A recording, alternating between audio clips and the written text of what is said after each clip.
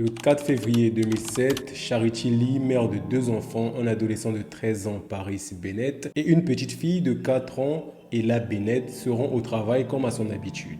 Un peu après minuit, alors que Charity était occupée à fermer la porte du restaurant, des agents de police sont arrivés à la porte et se sont adressés à Charity en disant « Charity, nous devons vous parler, votre fille Ella a été blessée. » La première réaction que Charity a eue était bien évidemment de chercher à savoir où se trouve sa fille et comment est-ce qu'elle a bien fait pour se blesser. Un agent de police dit à Charity que sa fille se trouve à la maison. Ce que la jeune femme ne comprend pas, car lorsqu'une personne est blessée, on ne la laisse pas à la maison, mais on l'emmène bien évidemment à l'hôpital. Et c'est à ce moment précis qu'un des agents de la police dira une phrase que Charity n'oubliera jamais. « Votre fille Ella est morte. » Dévastée par ce qu'elle vient d'entendre, Charity demande à la police si son fils aîné Paris va bien. La police lui dit « Oui, Paris va bien, il est avec nous et c'est Paris qui a tué Ella. » Afin d'essayer de comprendre comment Paris en est arrivé jusqu'à assassiner sa petite sœur, remontons plusieurs années auparavant, à l'été 1980. Alors que Charity n'avait que 6 ans, la police a retrouvé le corps de son père sans vie dans sa maison près d'Atlanta en Géorgie. Touché à plusieurs reprises à l'arrière de la tête, la police a pensé que cela ressemblait à une exécution. La mère de Charity est rapidement devenue l'une des principales suspectes de ce meurtre.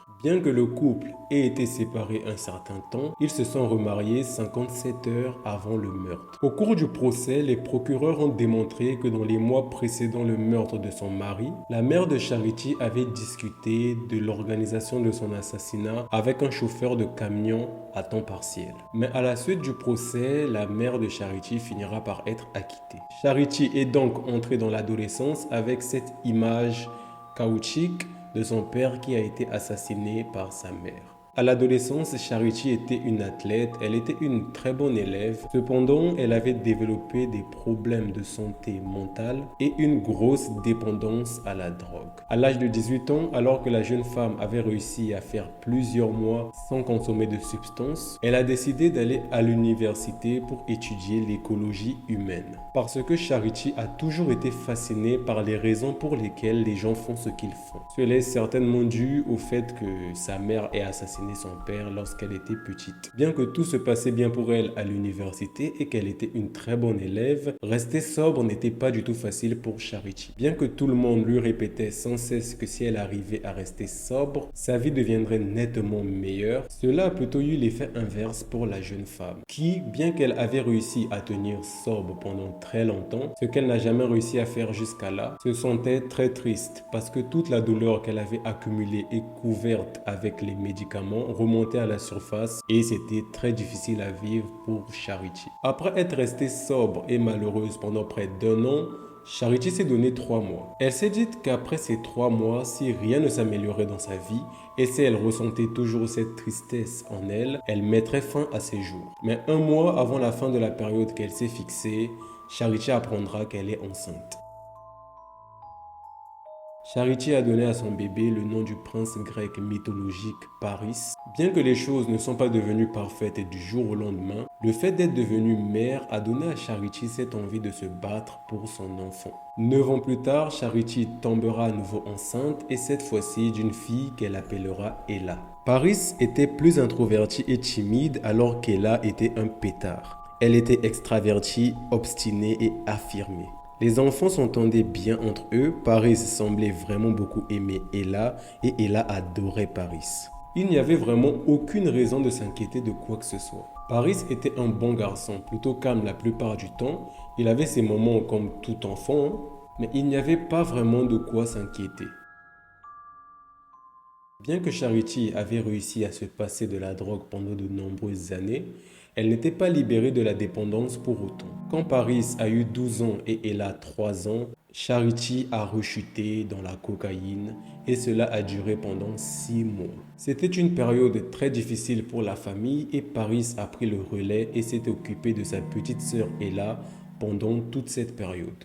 Le fait que sa mère ait fait une rechute dans la drogue a énormément affecté le petit garçon qui était Paris à l'époque. qu'un jour, à la ferme de la mère de Charity, Paris a montré un visage très différent de ce qu'il a pu montrer jusqu'à présent. Paris et Ella jouaient dehors avec une fille de la famille et ils ont eu une dispute idiote qui a très vite dégénéré. Pendant que Charity s'occupait à calmer les filles, Paris est allé dans la cuisine, a attrapé un couteau et s'est enfui avec. Quand Charity l'a retrouvé, il était agité, en colère, sanglotait et il agitait le couteau dans tous les sens. Sa réaction était complètement disproportionnée. Il a dit à sa mère qu'il allait se blesser avec le couteau si cette dernière essayait de s'approcher près de lui. Après cet incident, se rendant compte de l'impact que la drogue avait sur sa famille, Charity a décidé de se désintoxiquer et la vie a repris son cours normalement. C'était en 2005.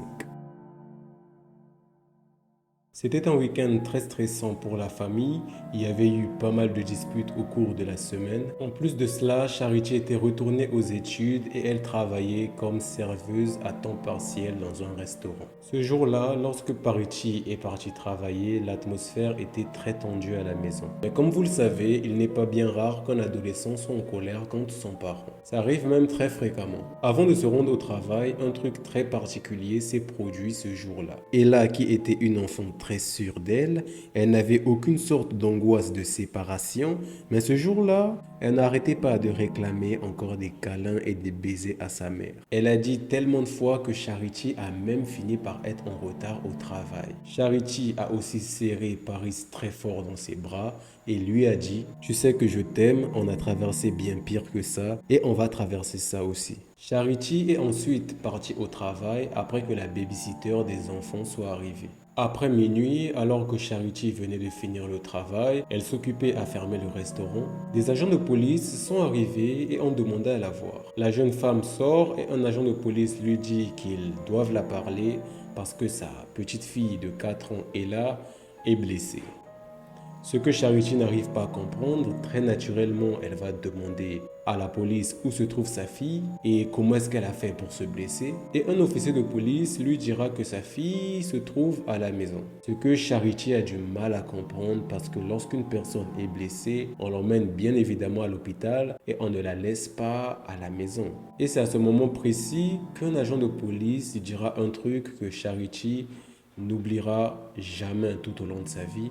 Ella est morte. Elle s'est brièvement évanouie et après son réveil, elle a demandé si son fils aîné Paris allait bien et où est-ce qu'il se trouvait. Un agent de police lui répond en disant « Oui, votre fils aîné Paris va bien, il est avec nous et c'est Paris qui a tué Ella. » C'est à ce moment précis que tout a cessé d'avoir un sens pour Charity.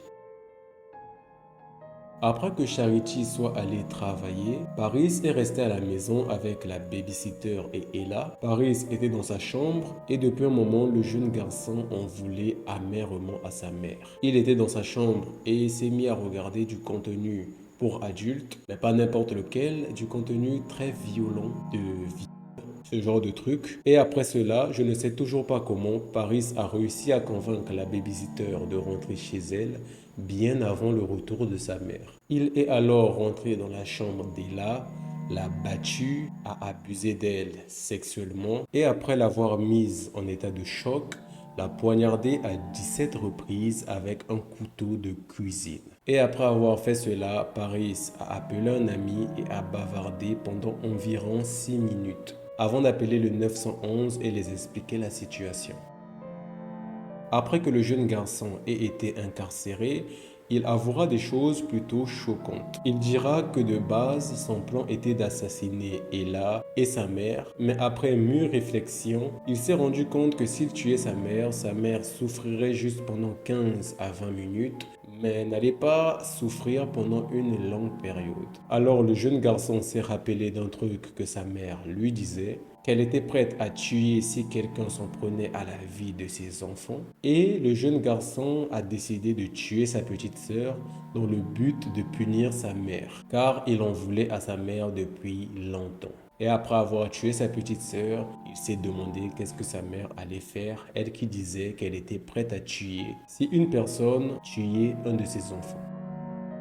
C'était tout pour cette vidéo. Si vous êtes resté jusqu'à là, faites-le moi savoir en commentaire. C'était une histoire qui m'a fait beaucoup de peine à écrire et qui m'a rendu pas mal triste tout au long de l'écriture de cette vidéo. Si tu aimes mon contenu, n'oublie pas de t'abonner, laisser un commentaire, partager la vidéo et on se dit à la semaine prochaine pour une nouvelle vidéo.